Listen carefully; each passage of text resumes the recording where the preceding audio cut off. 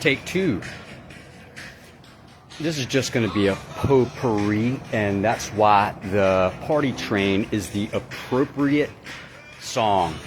And that's why I got the icon right there. And that's because I got a bunch of box cars, and you know, I've been putting up with a lot of crap, but I got a train load of stuff to unload. And I appreciate the offer by the Sergeant Eric from UTSA. He didn't know that the thing was having to do with intellectual property. So, you know, since that's what I was talking about, you can, he said, I've noticed a pattern. They say, I've heard bits and pieces. Well, the bits and pieces you've heard are probably that I'm a lunatic. You know, that's the multi-agency MedCom alert. And that's what, you know, I appreciate that offer from, you know, you gave me the number to the FBI. I could have got that from the website also, but, you know, I figure since it's been 1 week since, as I said, there's a wide gulf between some lunatic. I do have the haircut though. And the dude that wrote the program, that created a stream of cash. And y'all can't tell. What's even crazier than that is that y'all sold securities through the Securities and Exchange Commission, and didn't mention any that you didn't even find out the dude's name that was doing it for you. Y'all have this innovation. Well, let me see if I can remember. It's a proprietary process, of course. I mean, I did it, but they don't know who did theirs, and they can't tell us the guy's name. And I meant to today have sent to Sid. Hey, check this out. I'm deposing beforehand, hopefully, but I'll call them as witnesses. Let's see. Sid's going to. Oh, it's going to be fantastic. Same deal with in Florida. You know, when I answer for the camping on the beach that was actually in the Walmart parking lot, and I was the only dude that they went to out of 1,000 cars, I'd like to interview Bob Hughes and Les Burke, and let's ask them, and Lynn and his sister. Let's see if we can figure out who Lynn went with instead of me back in 2016. And see if that's a big deal, by the way, if they don't know the answer. And see, I meant to have sent that letter out to, well, George Solich is also going to get a letter. And it's like planting fruit. It's like planting grapes. Like it gets better the longer that they don't answer it. Like it's like fine wine here in a month, and they can't tell us the dude's name, but they're willing to take a beating out here, and that's what I'll give them. Like,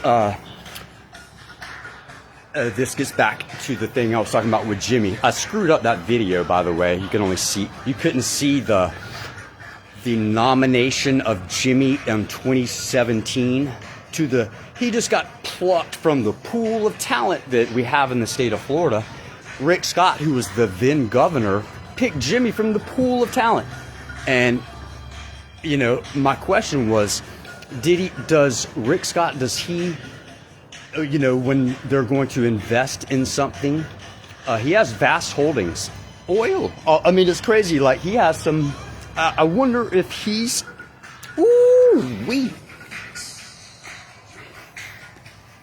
Ashley Moody. We're talking like the 2 U.S. senators from the state of Florida. I got them both. And I did notice that Rick Scott's, well, I call it Rick Scott's campaign as Florida politics. They used my word, he's lamenting something. And I hadn't heard that in a while. I think they're watching my stuff, because my question is, Rick Scott, when you're going to invest, do you call Jimmy? Nope. When you're going to when you need an audit, do y'all call in Jimmy? Nope. because he's got a political science degree, for Christ's sake, and not accounting. That's why I'm saying that. And Jimmy was lamenting, check that out. He was lamenting that there was no CFO in the state of Florida for the last couple. Like, he was out there righteously indignant, and that was a coordinated effort for him to. They extracted him out. They're playing the rear guard because Jimmy would be answering that question, and we're gonna, the cabinet has scattered to the wind. Ashley Moody's over there at the U.S. Senator. Marco Rubio's in the State Department, which was a smart move by Trump. Trump is known for making smart moves, by the way. I don't know how smart it is to have endorsed Jimmy when Jimmy's got all this baggage. Like, how the hell does Jimmy know Rob Turner? Like, how did he pick him? And Peter Collins, like, what? I'd like to see those communications, because Peter Collins was all about Intervest and NCAP, and those are coincidentally the same two funds that I was asking the pension about over there, where they lost $100 million in Fund 13 and just they just got the good stuff out and kept on rolling. Like, those people didn't, anyway, I think that, and if y'all notice on Intervest Limited is no longer available for me to tag. Like, little old me. That's because, and Nell that's where she did Nell at the Granicus. She just charged in there like Alexander at the end of her career, risking everything to forge a document. Or is it more likely that she was just acting on behalf of her superiors? And, she might have been a little flirty, she signs it in Nell, but, she's not going to get her license taken because she doesn't have one, for Christ's sake. See, I'm going off, and I could just continue going right here. And, for the sergeant over there, I think I'm just going to go with Lauren, the detective that has seen that video. And like I said, it's a wide gulf between those extremes. Some lunatic off the street, homeless dude, and the dude that got his shit stolen and used to be the CPA and has the emails from the same people. That's a wide gulf, but I can get us across with that one video. The video of me doing the damn program and having the source code. You couple that with the fact that they don't have anybody. And, like, we can call that same number you're talking about. We'll call from your office. Okay? And we could do a Zoom meeting and include them too. That's fantastic. Like, and I wouldn't, hey, y'all listen to, and I didn't show y'all, well, I did on the other video. Y'all can see the transcript and hear the video, a little bit of it, or the audio, when the original day when I go in there to report, and I got the whole thing, and y'all instead ran me into the cooler. And I couldn't imagine, I'm going to end with this so I don't keep going, but I could, like, that train is a mile long right there. And this is my song right here. I would marry this girl. That girl right there.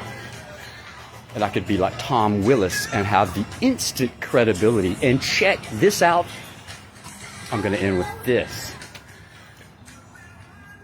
I'm going to enter the UTSA film and journalism if they got it. But I want to break into acting in time to I want to be on Landman, and it's the real thing. Check this out. Like, it's a philosophical thing that will fry your brain if you start thinking about it. Like, I can really influence the events. Like, that Sam and them, they're in Fort Worth this season. Billy Bob, they're all in Fort Worth. That's where I started working for these guys. The Petroleum Club over there, it's a small, like, I wonder if Ashley Gilmore has met Sam Tallis. That's crazy. It's I call him mini me, but see, I got a whole bunch of stuff, and like I can, like it will really be me out there, and you know, I could get my big break, be like on, what was it?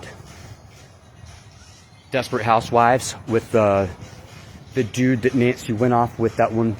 Anyway, they're from San Antonio's legit. That school is legit. There's stars that come up through there. And I could play, like I'm younger, but see that difference, the 5 years that FSU's stolen from me, like the prime of my career, that's just added on to the liability. Okay, that's enough. Oh, that gives me access to the UTSA PD also. And we can follow it all semester. I can make it my project in journalism. Anyway, I'll talk to you later.